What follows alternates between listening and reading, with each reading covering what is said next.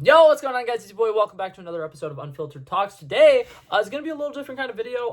I am starting to kind of get on Letterboxd a little bit more, and I'm starting to go back and log a bunch of old movies that I've seen, because I've seen a lot of my friends who also watch films and talk about movies and stuff like that, are getting really close to hitting 1,000 films watched, and I kind of want to know how close I am to that. So I've been going back and reviewing a bunch of old movies that I've seen, trying to find every single movie that I've ever watched in my lifetime and log them, and it's taking a really long time. But while I was on this the other day, I was going through Letterboxd and I was randomly scrolling through things, and I've realized I only have liked 10 movies on Letterboxd. Of the 423 movies that I've seen so far that I've logged, I've only liked 10, and it's a really weird array of movies. So I just thought I'd come on here and tell you guys what they are, because I thought this was really interesting. So I'm going to go one by one by each of these movies and talk about why I have them liked. And then on top of that, I'm just going to list them because I think they're funny. I think it's really weird when you see the entire list all together. None of them really fully make sense together. But that being said, before I get into this, I have a giant Marvel thing behind me. I'm a huge superhero fan. I also have a Dark Knight poster over here. You can see it as well. But I'm a big fan of superhero movies, and there's only one superhero movie on this list, and it's not a Marvel movie or a DC movie, and I think that's hilarious. So, that being said, we're going to dive into this.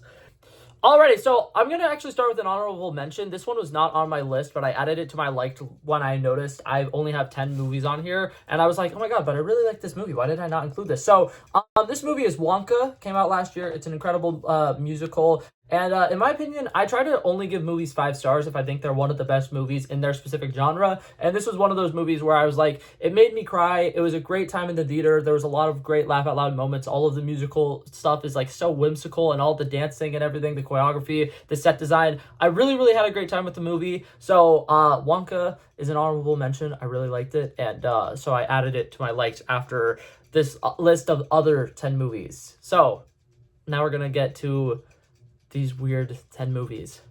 Okay, so the first couple are kind of film bro movies, but they're specifically movies that I watched for my Watch List Wednesday series that I've been doing recently. And part of the reason they are liked and some of my other favorite movies of all time are not liked is because I had to log them recently. So the first one of these, we have the movie Whiplash. This is a movie with Miles Teller and J.K. Simmons. Really great film. There's a lot of really good acting in it. I feel like their use of color is really good as well. There's a lot of really intense sequences where they bring up the saturation. They make it a lot yellow tone and stuff like that. And it does such a good job of just making you feel your heart racing. And there's a lot of adrenaline. And it's one of those few movies where it's you're watching it and it literally feels like anything could happen at any given time. And there's a couple of sequences in there where it's really just shocking and it's painful. And Miles Teller's character goes through so much hardship and so much pain and suffering because he can't let go of the fact that he wants to be the best and he wants validation, and he's seeking validation from somebody he will never get validation from. And it's a very interesting movie. I definitely would recommend watching it for anybody who hasn't watched it. But just beware, it gets dark in some of the moments. But yeah, overall, had a great time with that movie, so I felt like adding a like to it because it's definitely a very impactful movie. Then the next one, once again, one of the film bro ones. I'm a huge fan of Christopher Nolan. Like I said, Dark Knight, one of my favorite movies of all time. For some reason, I don't have it liked on Letterboxd. But the movie Interstellar, like I said, this is one that I watched for Watch This Wednesday. I got to go see this one in a theater. It was great. The sound design is incredible. The amount of times where we're in outer space and things just go dead silent because that's how space would work is fantastic. And overall, great acting. One of the best sci-fi movies of all time. Absolutely love everything about it. And then I believe I got one more film bro one here. Well, actually, I don't know. This one, it's too soon to call it a film bro one, but it's one that I watched for my Watch List Wednesday, and it won a bunch of Oscars. We got Everything Everywhere All at Once. Once again, just an incredible, touching movie. I think that all of the acting performances in it are pretty incredible, and I just love the fact that it does a good job of showing star-crossed lovers, but across multiverses. The relationship between Michelle Yeoh's character and Ki-Hoo Hwan's character, and the fact that they're in love in every single universe and they're always trying to be together, and the fact that they both are characters who have a lot of potential but kind of hold each other back a little bit is great. And that love story is incredible. And then the fact that they're able to do such a good job of showcasing mundane people living mundane lives, and then go to extravagant people living extravagant lives, and showing that at the end of the day, we all are kind of living the same lives. We still want the same kind of things out of life, and the importance of just love and family, persevering, throughout the multiverse is just so well done in this film. I really love Everything Everywhere All at Once. Okay, but now for two of the childish ones that are on here that I thought was absolutely hilarious that they were both on here because, like I said, these are kind of like more for kids.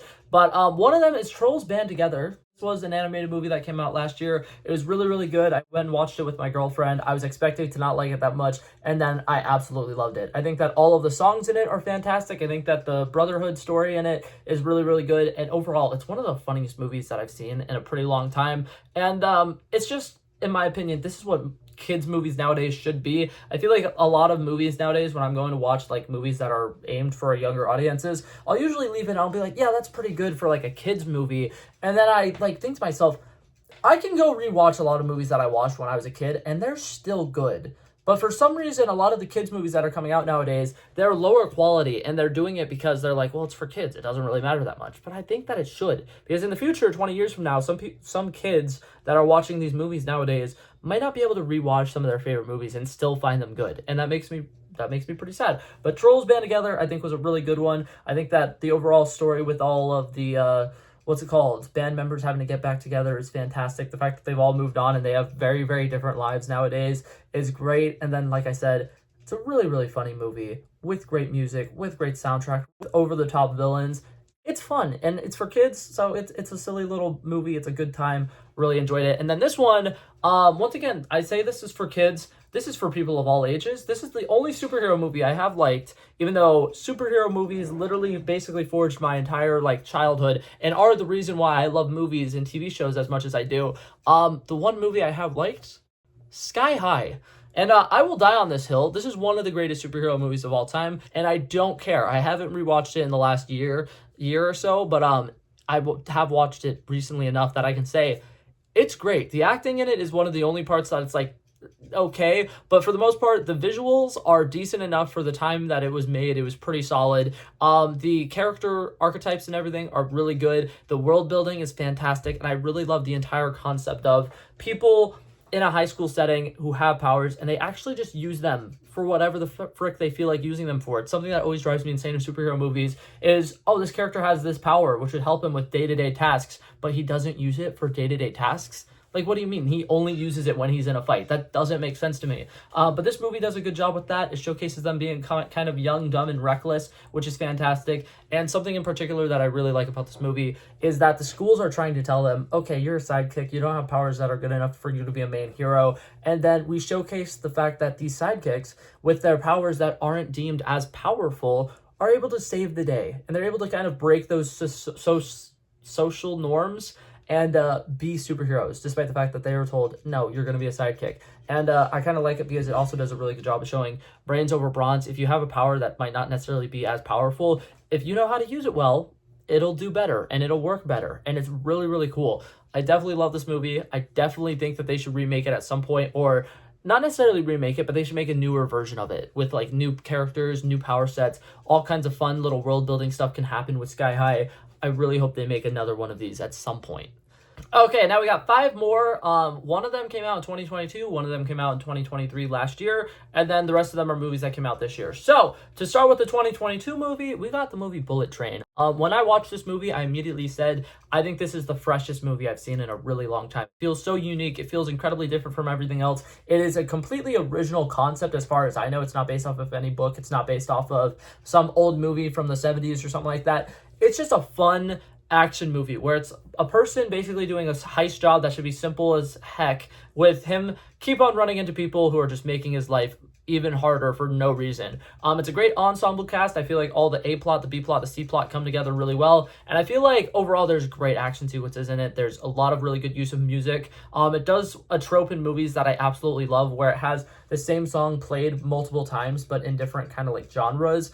It has the song I'm Forever Blowing Bubbles or whatever, and it has that with Lemon and Tangerine. At the beginning of the movie, we see it whenever they're going through their little kill montage. You see it later in the movie whenever one of them thinks that the other one died, and you see it, I believe, a third time at some point in the movie, and every single time it's played differently. It's really, really good. One of the only other movie examples that I have that does that, there's a movie called High Rise, with Tom Hiddleston. I'm not sure if a lot of people have saw it. It came out forever ago. It's a movie you can find at the Dollar Tree. That's where I found it. And it does it with the song ABBA, which I'm getting off topic here, but that's the point of my little ramble videos. It does it with the song SOS by ABBA, and it's like, if you need me, call me, can't you hear the SOS, or whatever, right? It does that at the beginning of the movie with like a very upbeat thing because people are partying and having fun. And then towards the end of the movie, it plays it the more somber and sad version because there's an apocalyptic thing that happens in that movie. Very interesting movie. I would totally recommend watching it, except for it's one of the weirdest movies I've ever seen. So maybe not. But yeah, that was the 2022 movie, the 2023 movie, and the wait, no, I was gonna say it's the only one. Trolls Band Together and Wonka were both 2023 too. But this movie snubbed at the Oscars. We got the movie Barbie.